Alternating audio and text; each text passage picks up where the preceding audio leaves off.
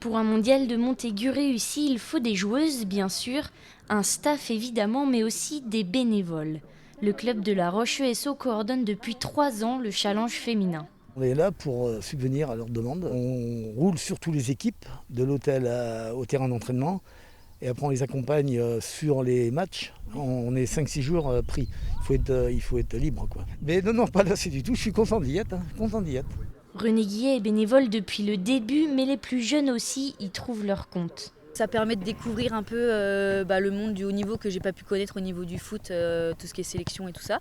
Donc ça permet de discuter avec les coachs, de voir un peu comment ça se déroule, l'organisation. Donc c'est très intéressant. Si c'était à refaire, je le referais sans problème. Une aide logistique bienvenue aussi pour le staff. L'équipe peut ainsi se concentrer sur l'essentiel, le football. Dès qu'on fait un entraînement un peu plus long, etc., c'est sûr qu'on a besoin de gens qui soient réactifs. C'est quand même le plus grand tournoi en France de ce niveau-là, pour une équipe U16, des jeunes. Donc c'est très important. Coordination des terrains, des hôtels, du transport ou encore des interprètes. Pour chapeauter le tout, Magali Stévan donne de son temps.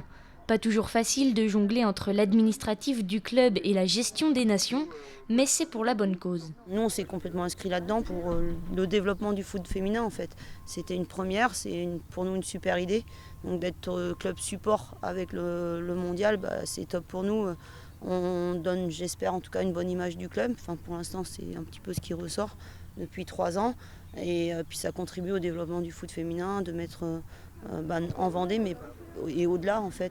Les nations peuvent en tout cas être rassurées, les bénévoles se disent déjà prêts pour le mondial 2023.